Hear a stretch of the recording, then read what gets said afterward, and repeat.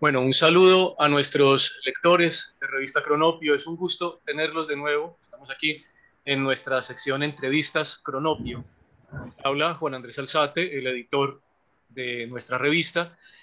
Nos acompaña hoy Emilio Alberto Restrepo, escritor antioqueño.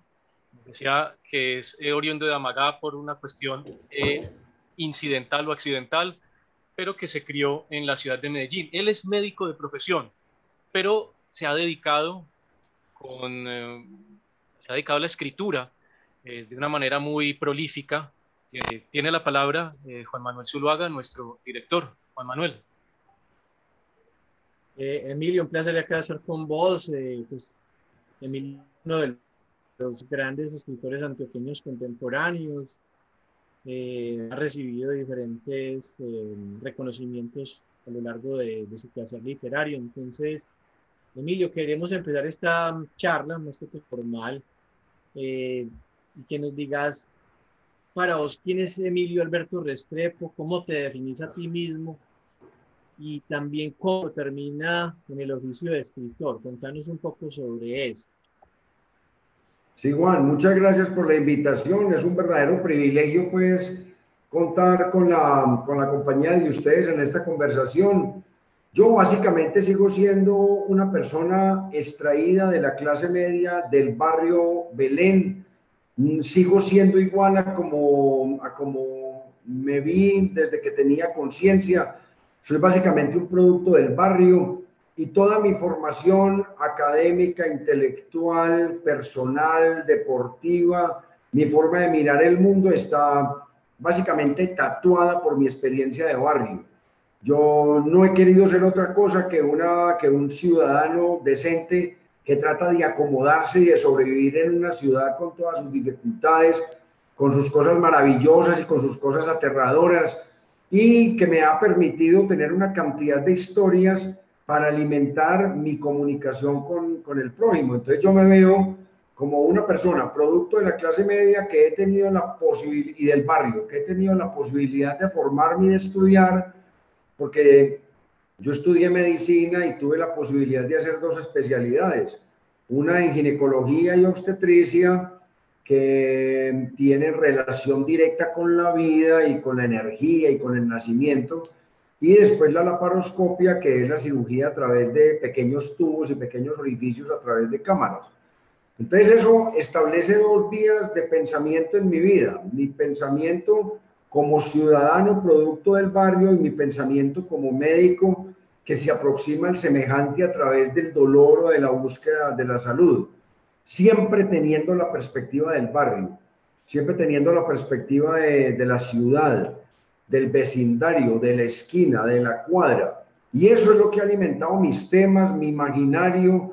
Eso es lo que ha sido, digamos, el leitmotiv de mi motivación como escritor: contar las historias que me alimentan el día a día en mis dos funciones, como ciudadano y como médico escritor. ¿De dónde sale la motivación para escribir?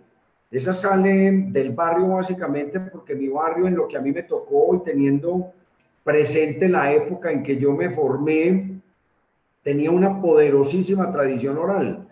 Mi barrio era, como todos los barrios de Medellín de los años 60, 70, era un hervidero cotidiano de historias maravillosas en las casas. Cuando llegaban las 6 de la tarde, que las señoras habían despachado ya la comida, los pelados, las señoras salían a conversar, los muchachos salíamos a jugar a la calle, a conversar.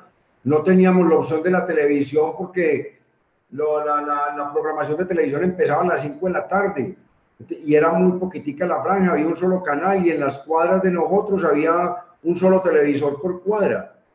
Entonces, las opciones que nos quedaban a nosotros era conversar, jugar, contar historias, hablar, recopilar toda esa tradición oral de la ciudad, que era muy rica en las familias. Las familias hablaban mucho, se reunían a tomar trago, a tomar el algo, y hablaban mucho, mucho.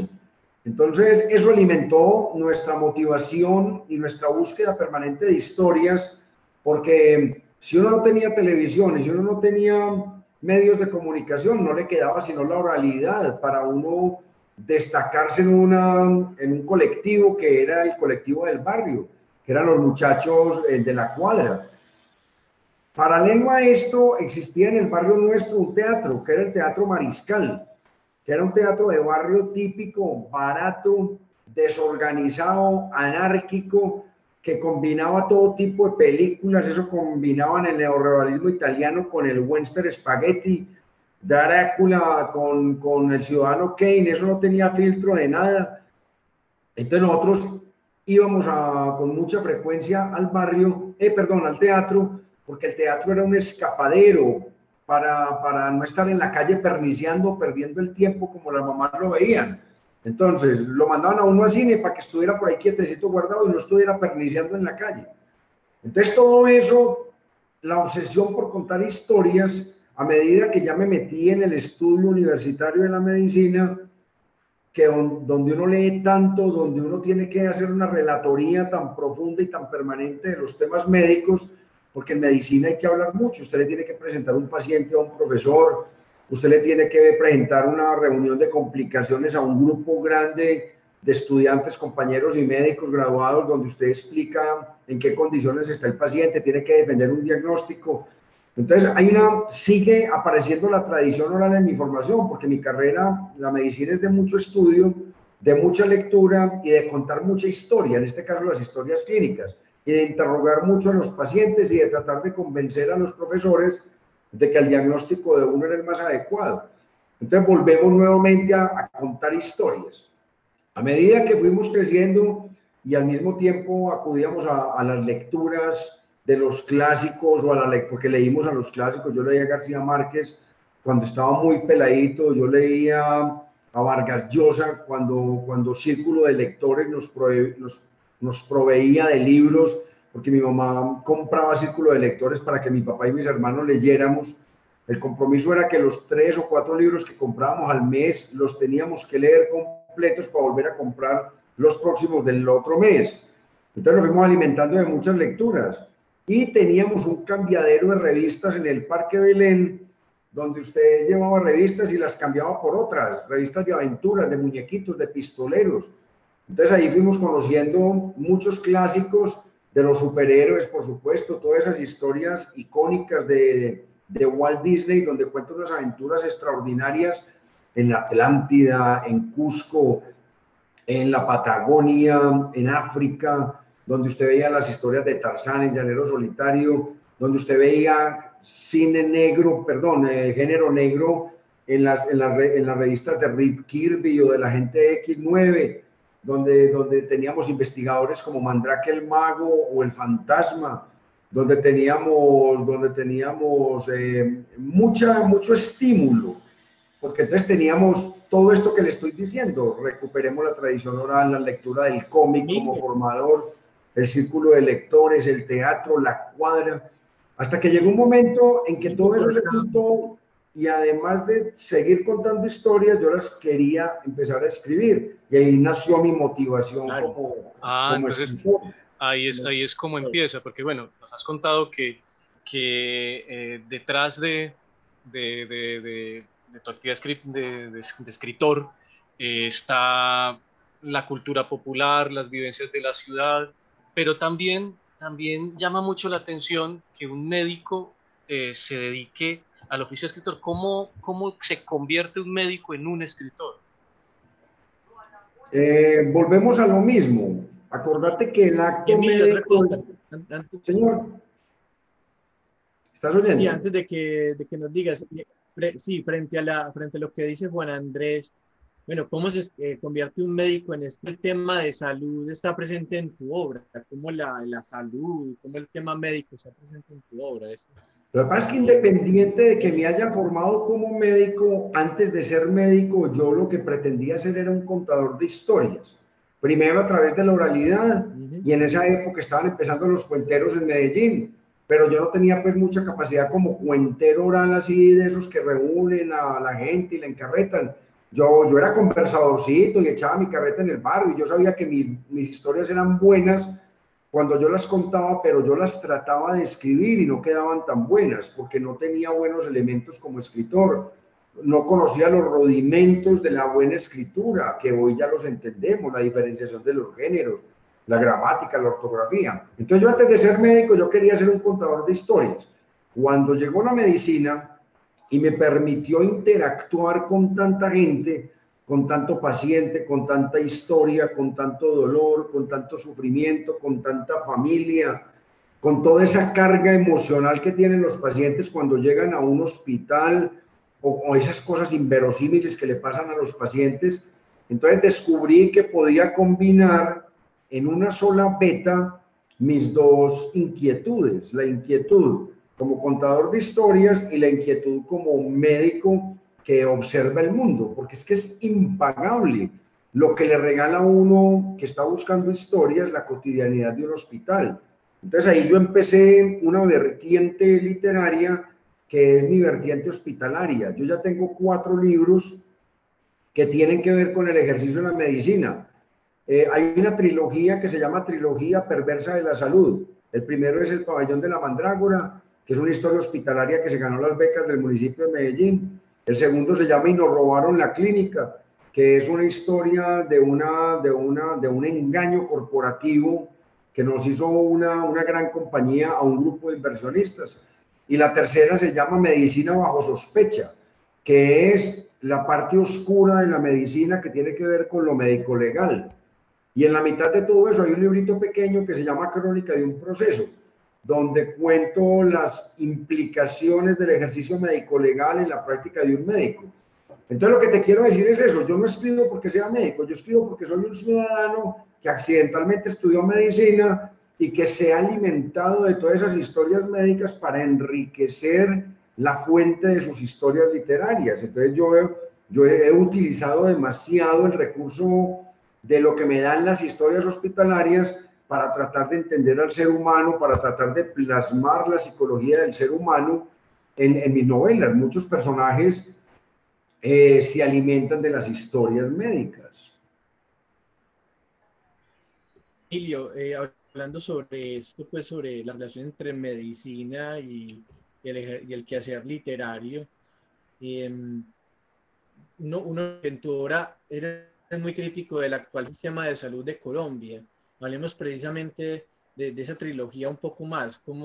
¿Qué ves de crítico en el sistema de salud de Colombia y cómo transmutar esto en literatura? ¿Cómo pasar de esa denuncia que puede ser institucional o social a la creación literaria como tal?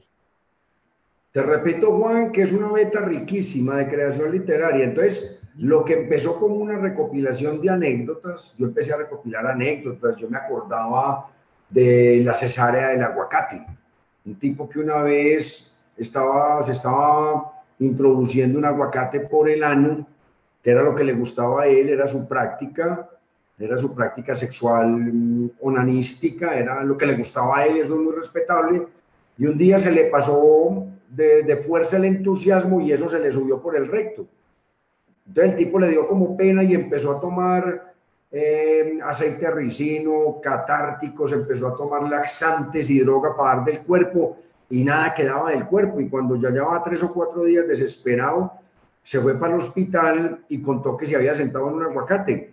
Y entonces a nosotros nos tocó hacer lo que llamábamos la cesárea del aguacate. Hubo que operarlo para sacarle ese aguacate del intestino. Y eso es una cosa impresionante. Otro día me tocó la historia de una monja embarazada, que me llevaron a mi consultorio una monja embarazada, producto de una violación, y me tocó casi que volverme en un delincuente para tratar de ayudarle a resolver el problema de esa monja. Por ejemplo, esa la tengo montada en YouTube, la tengo montada como un asunto sorprendente, Emilio Alberto Restrepo. Se ve en el canal de Teledón Matías y ahí cuento la historia de la monja embarazada. ¿Qué quiero recuperar con esto? Que la medicina aporta muchas historias, muchas reflexiones. Como decíamos ahorita, el sistema de salud colombiano es un sistema muy cojo, muy inequitativo, muy perverso, que genera grandes desigualdades y grandes injusticias, absolutamente corrupto. Y entonces eso da mucho tema para uno empezar a contar historias basadas en la psicología de los que interactúan en ese sistema o basado en los que padecen el sistema. Entonces eso me ha permitido recopilar muchísimas historias. Por ejemplo, uno de los próximos temas de Tornado que tengo yo conocí un médico que provocaba abortos, pero como era médico general no podía actuar en clínicas, entonces él producía los abortos en los moteles. Él se iba con la paciente que lo contrataba para provocar el aborto como si fuera el novio y se iba para un motel. En el motel le ponían la droga para anestesiarla y allá le hacía el curetaje mediante unos instrumentos cortantes que se llaman las legras o las curetas, y hacía el curetaje, esperaba que la muchacha se recuperaba y después salía con ella como si fueran novios y la llevaba para la casa y le cobraba y cometía sus actos ilícitos de esa forma, hasta que un día pasó lo que tenía que pasar y la muchacha se le murió en el motel.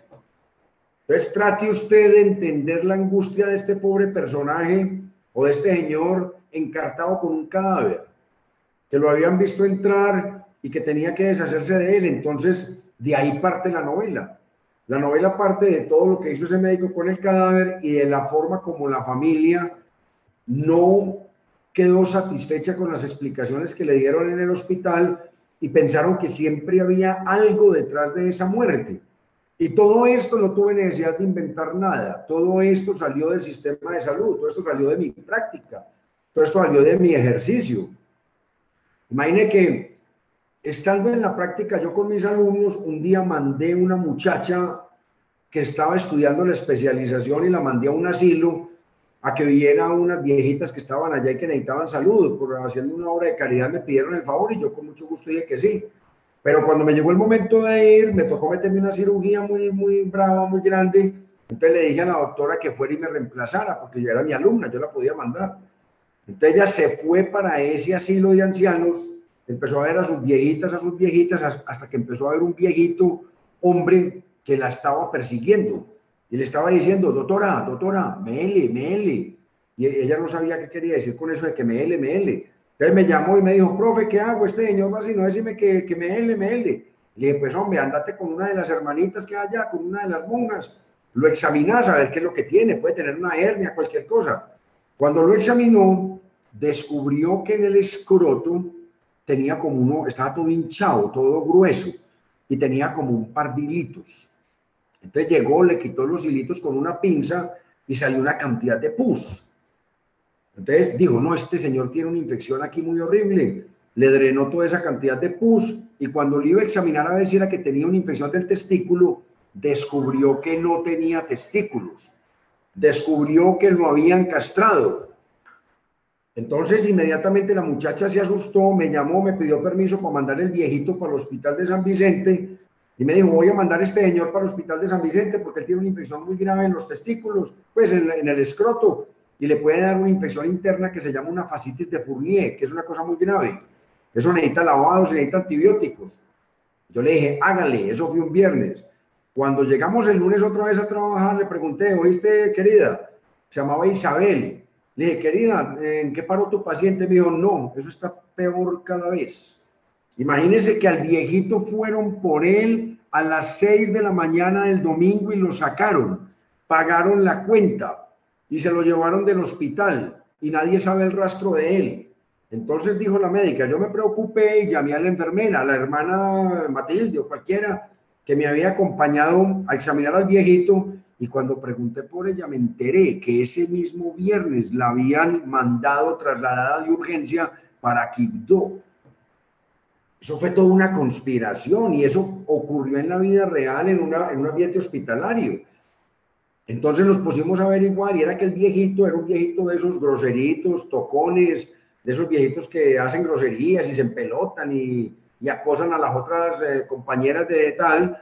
Entonces las monjas le pusieron alcanfor y toda esa droga popular que se le coloca para bajarle la naturaleza, entre comillas, a los viejitos arrechos, a los viejitos contentos, y no les funcionó. Entonces se le ocurrió que la mejor idea era... Bueno, se nos fue aquí la señal de Emilio. Si quieres va a suspender, va a pausar aquí. Ya. Las monjas decidieron que la mejor solución era caparlo.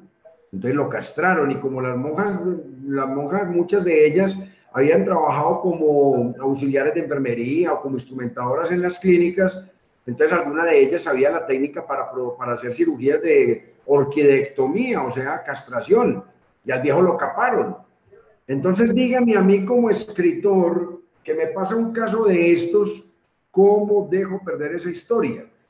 Entonces yo escribí esta historia y se llama Después de Isabel, el infierno, y la mandé al concurso Mario Vargas Llosa de novela y quedé de finalista, porque la historia es impresionante. Entonces yo después de eso ya monté pues toda una película y en la primera página ya puse a que la médica la mataran por robarle el computador, porque ahí estaba mucha de la información que estaban buscando y se vuelve todo un thriller y se vuelve toda una novela negra donde se establece la maldad como motivo de un asesinato.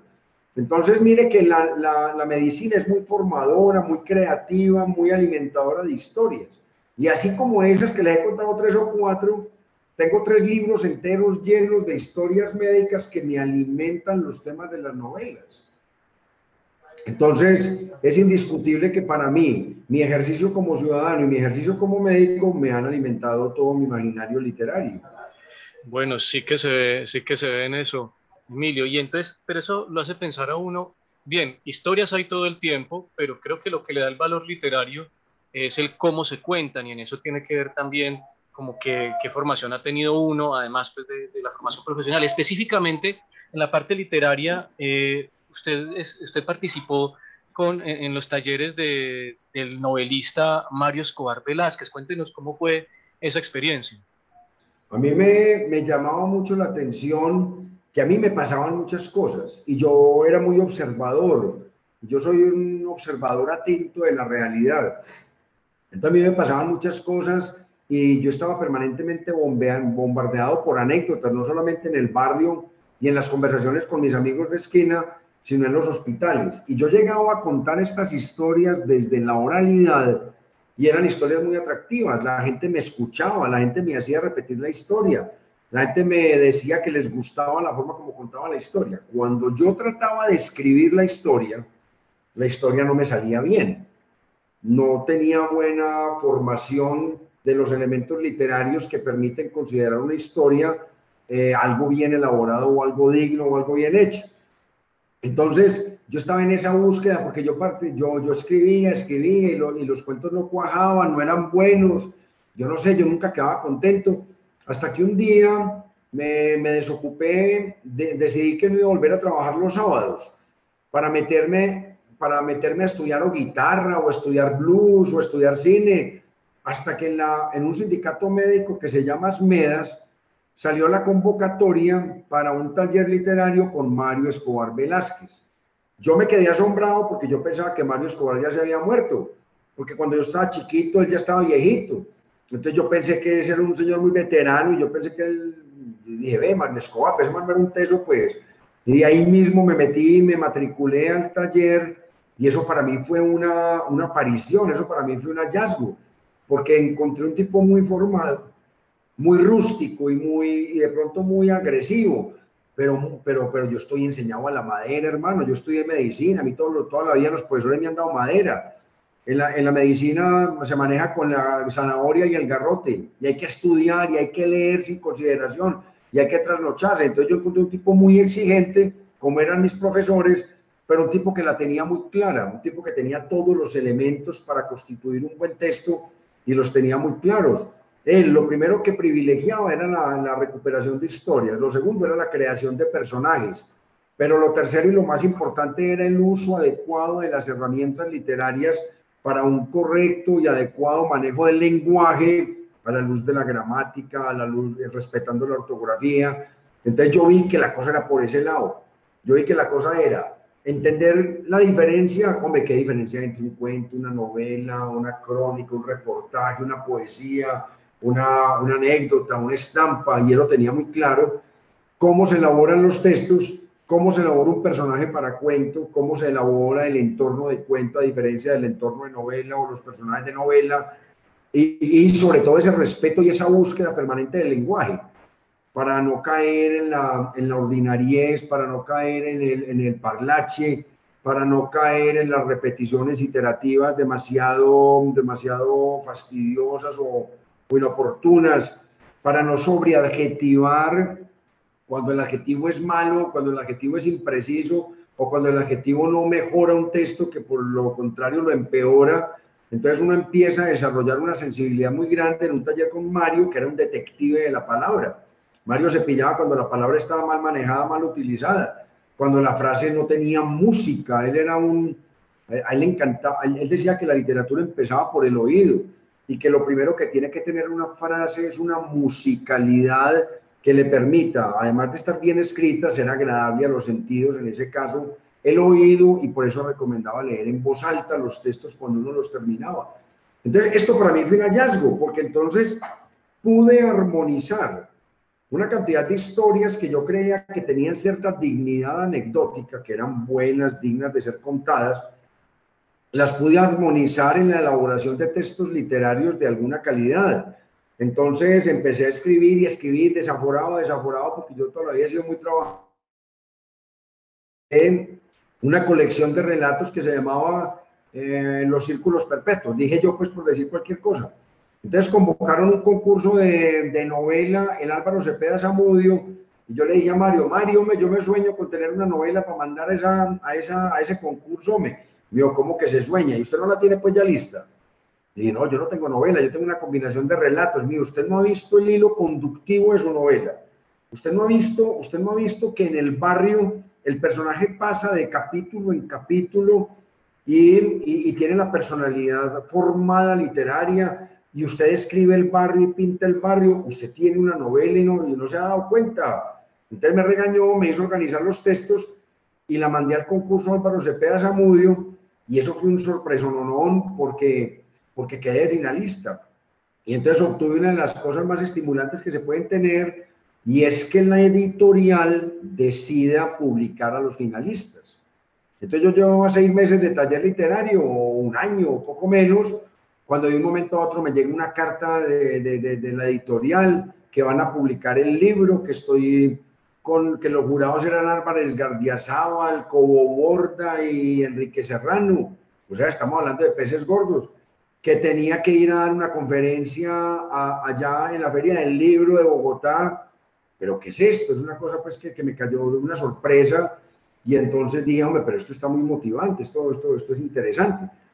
Y la novela funcionó muy bien, porque una novela pequeña, salvaje, experimental, completamente anárquica, pero resultó ser un éxito en los colegios, porque se hicieron 4 ediciones, y eso se vendieron mucho más de 5.000 ejemplares de esa novela, hasta que, por supuesto, mis buenos amigos los piratas se apoderaron de ella y la publicaron en internet. Entonces eso ya lo publicaron en internet, por ahí salió en una página y que en el libro total, pero a mí no me molesta porque eso permite que la lea gente como un diablo.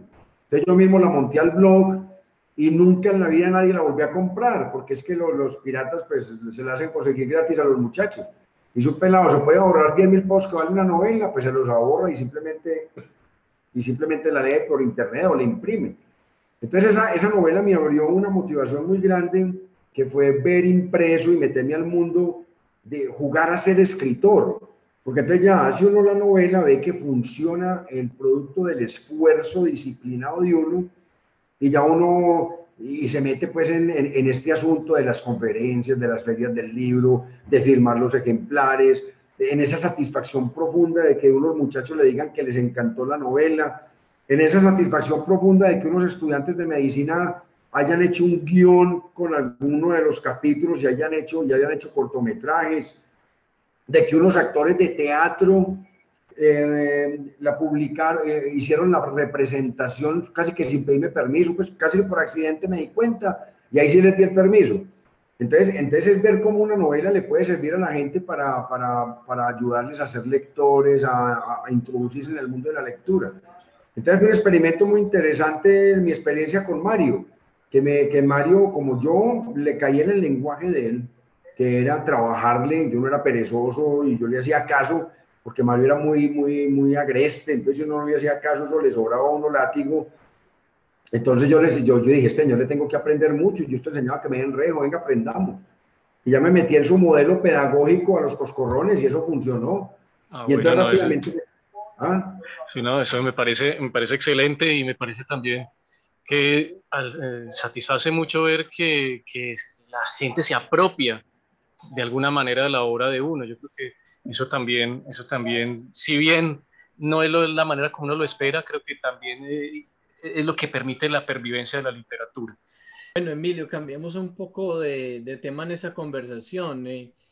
Has hecho una serie de reflexiones sobre el hecho de escribir en una capital de la provincia como es Medellín. ¿Cómo es escribir desde la provincia y desde una ciudad como Medellín frente al problema que tenemos en el arte o en la difusión del arte y de la literatura en Colombia, como es lidiar con el centralismo en Bogotá? ¿Cómo es esa posibilidad de escribir desde la provincia y también teniendo en cuenta que Medellín es la capital de Antioquia? ¿Qué le puedes decir a un escritor, por ejemplo, que no escribe desde Medellín, sino que escribe desde un pueblo de Antioquia y que apenas está empezando en esto? Hay dos juegos ahí, ¿cierto? Como el centralismo nacional y el centralismo de Medellín, y Medellín como provincia o Antioquia como provincia. Juan, hay una cosa que ustedes ya conocen a través de un artículo, de un ensayo de reflexión que yo escribí para la revista Cronopio, que se llamaba Escribir en Medellín, que daba cuenta de la dificultad de un escritor de provincia para tratar de salir adelante en una carrera literaria, porque se enfrenta al anonimato, al silencio, a la indiferencia total. Es que yo le ponía el ejemplo de un artículo que leí de un escritor que se llamaba aquí en Medellín Juan Gabriel Baena. Juan Gabriel Baena, cuando se murió, llamó mucho la atención de mucha gente, que nadie sabía que él había escrito 10 novelas y había publicado 10 novelas. Entonces dicen, pero un señor que publica 10 novelas, ¿cómo ni siquiera nadie habla de él y no lo conoce nadie? Pues hombre, algunos habíamos leído los artículos que él publicaba en el Mundo, por ahí en ese periódico literario en El Mundo, pero yo, por ejemplo, que soy un buen lector y que me mantengo más o menos actualizado de la literatura local, yo no había leído a Juan Gabriel Baena. Lo mismo pasaba, por ejemplo, con Pablo Montoya, que hoy en día es una estrella internacional. Pero Pablo Montoya, por volverse estrella internacional, se tuvo que ganar el Rómulo Gallegos. Antes de Pablo Montoya ganarse el Rómulo Gallegos, tenía más de 10 libros entre novelas, cuentos, ensayo literario, poemas. Era un escritor muy formado, era un profesor universitario de muchas generaciones de estudiantes de literatura y nadie lo conocía. Pablo Montoya no salía del ámbito local, ¿no? Él iba aquí a Medellín Negro y él iba a la fiesta del libro y los que vivimos aquí sabíamos quién era él, pero en Bogotá nadie sabía quién era él, ni Arcadia lo citaba, ni el Malpensante lo citaba, ni Bacánica lo citaba. Ahora, a partir de haberse ganado el premio Rómulo Gallegos y después el José Donoso y después toda la gran carrera que ha hecho, pues hombre, hemos visto que es un escritor muy notable, muy dotado, muy importante, pero necesitó ganarse un premio internacional para que saliera de esta pequeña comarca que era Medellín. Y lo mismo con Gabriel Baena, para que unas personas inquietas lo leyéramos o nos tratáramos de aproximar a su obra, que es muy difícil de conseguir, tuvimos que esperar a que se muriera. Y eso refleja, mire, ustedes conocen muy bien al profesor Memo Ángel, que es toda una autoridad aquí. Memo tiene casi como 45, 50 libros. Y a Memo Ángel lo conocemos todos los que somos bolivarianos y estamos en Medellín. Pero usted en la costa no creo que los intelectuales o los lectores costeños sepan mucho de Memo Ángel. Y lo mismo en Bogotá. Memo Ángel aquí llena auditorios. Memo Ángel en Bogotá vamos los mismos 5 gatos.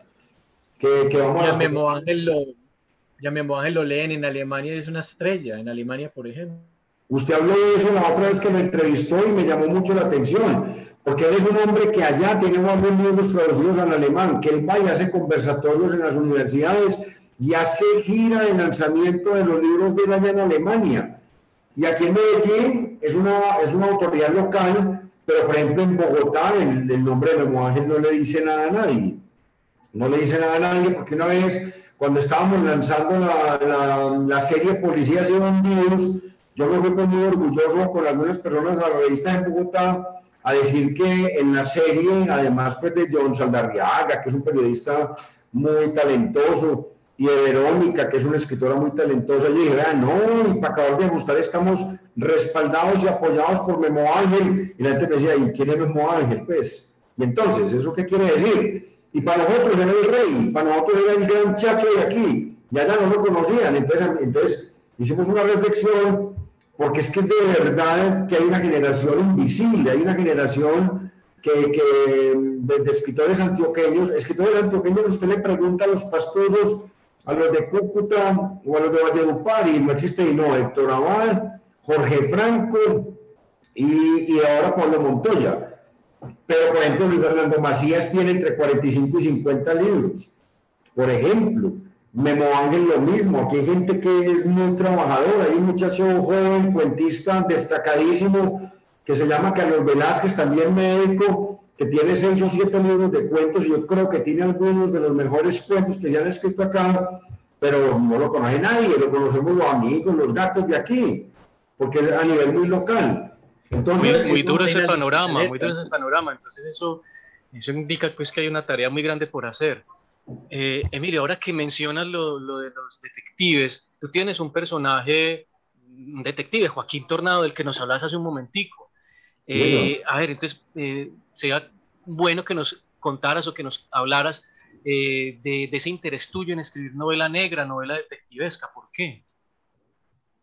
Eso ha sido como un rayón que yo he tenido a través de toda mi vida. Cuando yo estaba chiquito, yo ya leía Agatha Christie. Yo leí, y me tienen que creer, yo leí los 5 volúmenes de Editorial Aguilar, de papel de Biblia, de tapa roja, de Agatha Christie, que cada uno tiene 5 novelas, y me leí las de Conan Doyle, las que tienen que ver con Sherlock Holmes. Y yo ya conocía, yo trabajaba a Raymond, a Darcy Hammer, cuando yo estaba pelado en una recopilación de cuentos argentinos, que yo no sabía que eso era género negro. Nosotros simplemente hablábamos de literatura de detectives o de policías y bandidos y cosas de esas. Yo ya leía a Chandler, y yo ya leía a Hammett, y yo ya leía a James Kane. Yo ya había trasegado la gran novela negra, que después supe que se llamaba novela negra. En esa época para nosotros era pistoleros de detectives o literatura de crimen. Entonces a mí me encantaban esas grandes historias de intriga que tuvieran que ver con la resolución de un asunto delictivo, un robo, una estafa, un asesinato. Y yo empecé a recoger muchas historias en la tradición oral. Yo te contaba que hablando, uno recoge muchas historias. Yo tomaba cerveza con unos muchachos en el barrio La Magnolia de Envigado, y descubrimos, después de estar de 3 meses allá tomando cerveza 3 o 4 veces por semana, que en la casa de enseguida tenían un secuestrado que nos pasaba todos los días, y nos caían hasta bien los secuestradores, porque eran muy amables, nos daban empanadas, nos saludaban. Y uno de ellos sabía que yo era doctor, y me saludaba, ¿cómo le va, doctor? Y eso estaba ocurriendo en mis narices, eso estaba ocurriendo en la casa detrás de la cantina, donde yo me tomaba unas cervecitas conversando con los rufianes de Envigado. Y eso era impresionante. Un día llegó una muchacha de allá del barrio y me saludó en una especialidad que a mí me sorprendió, porque ya no había sido amiga mía, ni yo la conocía mucho, simplemente sabía que era una hija muy bonita de Envigado, y me saludó pues con un abrazo como muy cordial, y un alumno me dijo, uy, profe, ¿cómo estás de tigre? Le dije, ¿por qué te llamó la atención? Y me dijo, porque usted no sabe quién es esa pelada. Esa pelada es la prepago más grande que aquí en Envigado, y yo no sabía que era prepago y era paciente mía.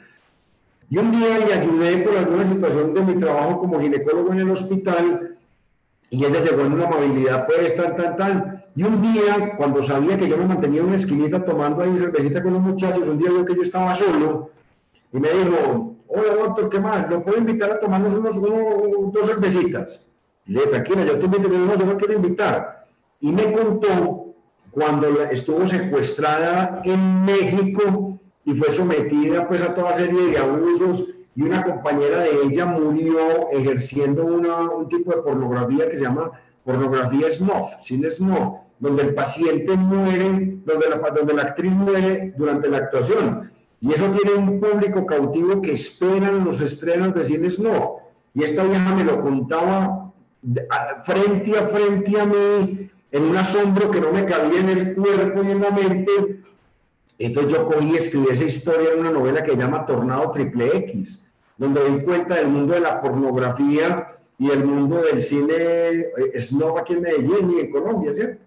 Entonces la motivación por el género negro, por contar ese tipo de historias, la he tenido desde siempre, pero no tenía como claro cómo se armaban bien las historias. Entonces cogí un método de ver entre Luis Fernando Macías, el que el Restrepo, el escritor, y yo, le compramos a un piratica amigo mío muy querido, le compramos una colección de las 100 mejores obras del género negro en cine y empezamos a estudiarlo con método. No es por apoyar la pornografía, pero los piratas son invaluables para el fomento del conocimiento humano. Y entonces le compramos las colecciones de las 100 mejores obras del género negro y las empezamos a ver con rigor, estudiándolas, haciendo el análisis y haciendo la cinefilia. Y estuvimos estudiando y entonces empecé a entender muy bien a los personajes, empecé a entender muy bien la estructuración de las historias, empecé a hacer el manejo de ese entorno de ciudad, empecé a entender esa ciudad que rugía debajo de nosotros y de un momento a otro me di cuenta que nosotros aquí teníamos todos esos elementos que nos proponía la gran novela norteamericana, el gran cine norteamericano y la novela inglesa y la novela sueca. Que lo teníamos aquí, pero que no lo estábamos contando. Oye, Emilio, entonces, a propósito de lo que estás diciendo, recuerdo que alguna vez decías que la literatura, especialmente la novela negra, debe ser una herramienta de denuncia social, y creo que es como los elementos que estás haciendo resaltar. O sea, que a la vez que la novela entretenga, debe ser una herramienta, un medio de denuncia. ¿En qué sentido entendés eso? ¿Lo entendés así como la literatura comprometida de los años 60, 70? ¿En qué sentido se debe entender eso? No tanto con el compromiso de que tenga que cambiar el mundo, o que soy un paladín de la justicia y en mis manos está cambiar el ser contemporáneo y generar un nuevo hombre. No, se trata de generar una historia entre una literatura bien escrita, porque el primer requisito que tiene que tener una literatura perdurable es estar bien escrita, es respetar al lector, respetar los elementos constitutivos de la narración. Entonces estamos haciendo una novela en esta colección y en esta nueva motivación que tenemos, una novela bien escrita que dé cuenta de las historias de ciudad, que dé cuenta de los personajes de la ciudad, que explore al ser humano, que explore la psicología del ciudadano, tanto el que es víctima como victimario de un crimen. Porque es que los grandes pillos, los grandes malos son muy interesantes y los pequeños malos cotidianos son muy interesantes, tienen una psicología muy enriquecedora. Entonces esta novela nos permite dar cuenta de esos personajes, es pintar el personaje oscuro, el personaje que no es ni blanco ni negro, ni es específicamente malo ni específicamente bueno, sino que tiene matices de grises que nos permite constituir una psicología muy rica de personajes que nos alimentan. Entonces damos cuenta de todo eso. Le repito, tratamos de respetar el lenguaje, tratamos de hacer novela de calidad, tratamos de hacer novela entretenida, que tenga muchos elementos de entretenimiento, porque si no los cumplimos, el lector no nos perdona eso y tira la novela en la quinta página cuando la cosa es aburridora.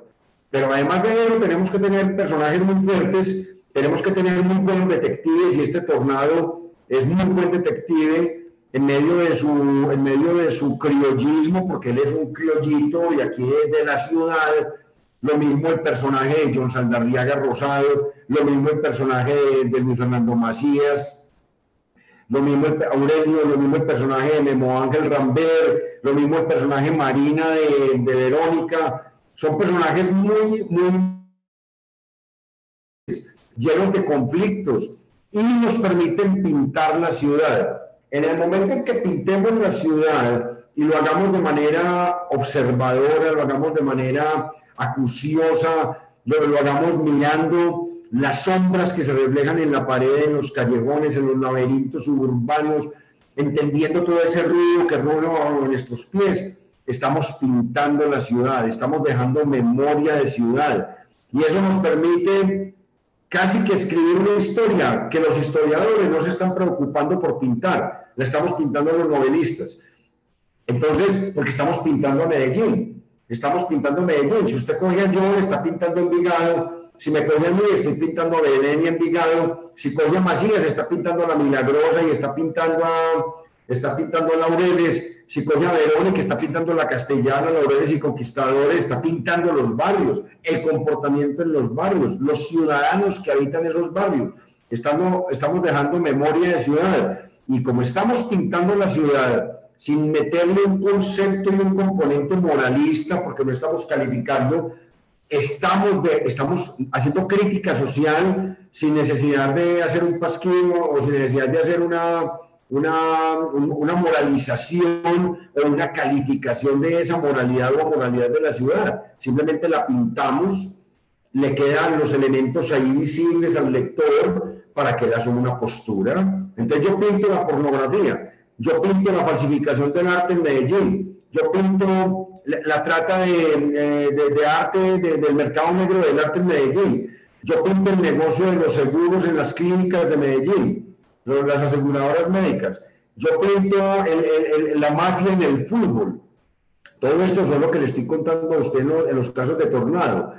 Yo pinto los abortos clandestinos en Medellín. ¿Qué estoy haciendo ahí? Estoy pintando la ciudad, una cara oscura de la ciudad que de pronto el ciudadano promedio no conoce bien, el que no es así chismoso o así metiche como yo, o de pronto observador como yo, no la conoce o no le interesa, porque a veces uno vive mejor sin preocuparse qué está pasando en la casa del vecino.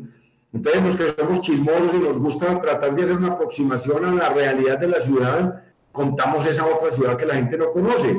Y ahí hacemos crítica social sin necesariamente estar moralizando, porque yo no quiero estar en el papel de un moralizador o un catequista, pues ni mucho menos, simplemente pintar personajes, contar buenas historias, entretener al lector y dejar memoria de ciudad. Y de eso habla la novela negra, y de eso habla nuestra colección en Bolivariana, que se llama Policías y Bandidos, que ha tenido eso es impresionante la aceptación. Los libros se reeditan y se reeditan. Claro que las ediciones son pequeñas, pero muy dignas, muy bonitas, muy bien terminadas, muy elegantes, muy refinadas.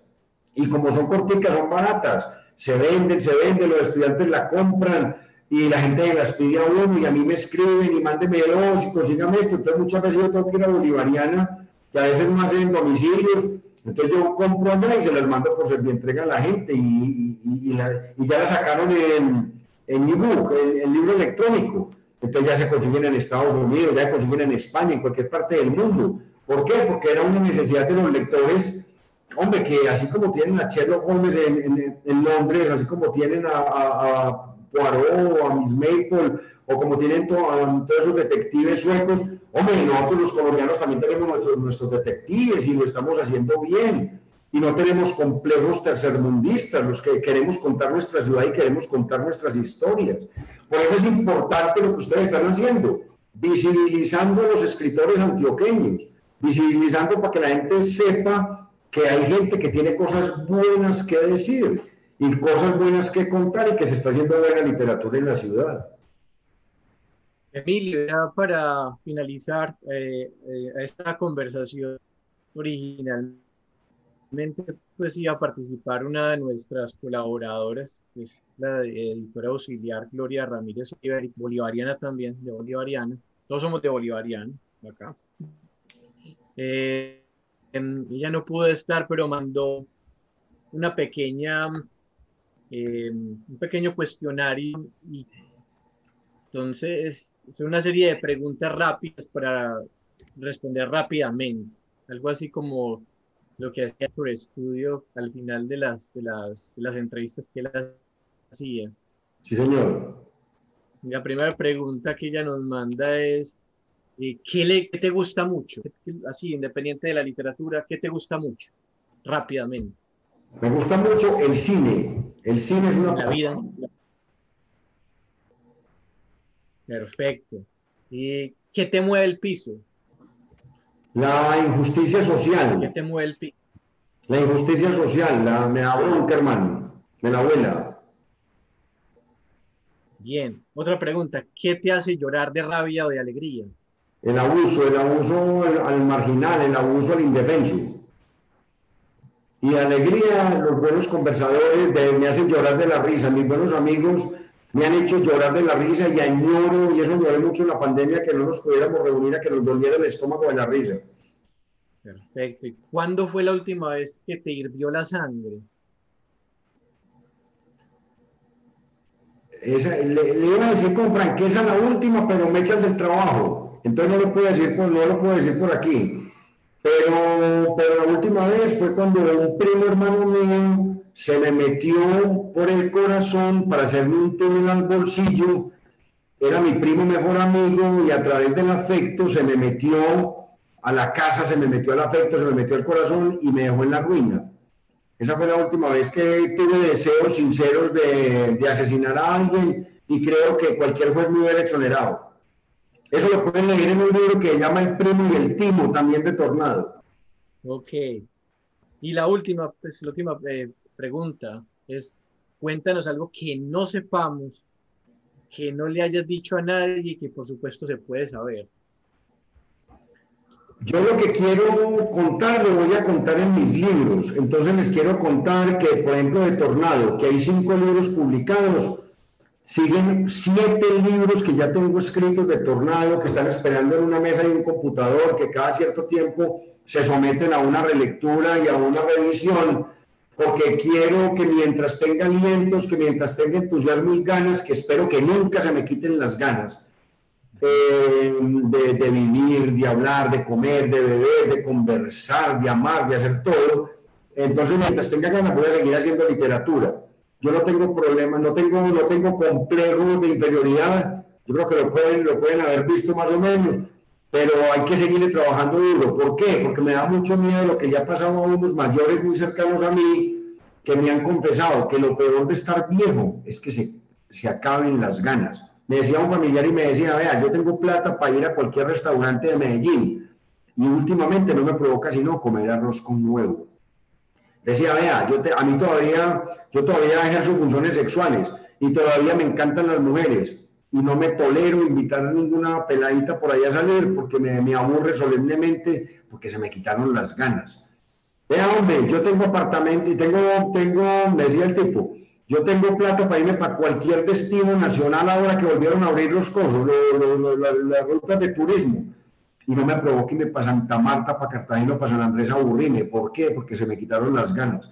Y eso me produjo una reflexión tan profunda que yo sí le pido a mi Dios que no se me quiten las ganas, para que mis sentidos ejerzcan una apropiación del mundo que me permita ver lo bello, oír lo sensible, decir las palabras bacanas, escribir las palabras bacanas, comer la comida buena, tocarse la piel que valga la pena ser tocada, sin haber perdido las ganas, porque me conmovió ese ejemplo y me puso a observar y vi que es más común de lo que yo pensaba.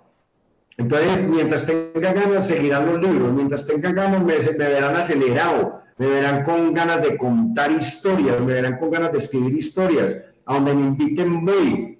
Y espero no hundirme en el conformismo, espero no hundirme en la aceptación pasiva de la realidad, no, hay que vivir la vida bien vivida, con ganas y con entusiasmo, en eso creo.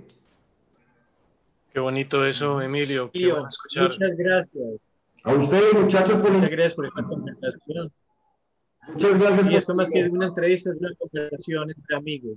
Invitemos a la gente a que lean el artículo que escribí para la revista Cronopio de lo difícil que es ser escritor en Medellín. Lo deberíamos volver a publicar en estos días para que hagamos una reflexión, para que invitemos a las editoriales, para que invitemos a los fondos de editoriales de las universidades. Hay que estimular el talento local. No hay que dejar que tantos escritores que están aquí con ganas y con talento, hombre, se diluyan en el olvido.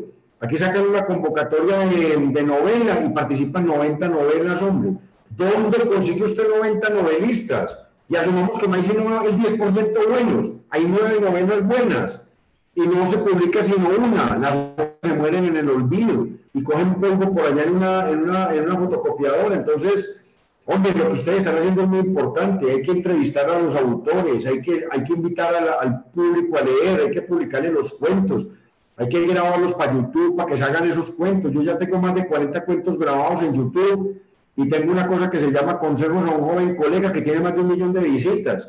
¿Por qué? Porque hay que estimular y hay que dar a conocer la obra para que no nos muramos de olvido, que es lo que nos está matando a todos aquí.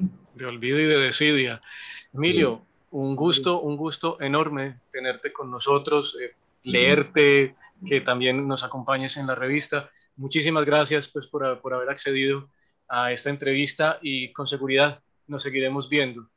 Hola, muchachos, es un verdadero honor, me place mucho, los felicito por esa revista tan bonita. Eso fue un sueño cumplido porque yo era lector de Cronopio y nunca me imaginé que terminaría con una columna en Cronopio que trataré de mantener con mucho compromiso y tratando sobre todo de entretener a los lectores e invitarlos a una reflexión.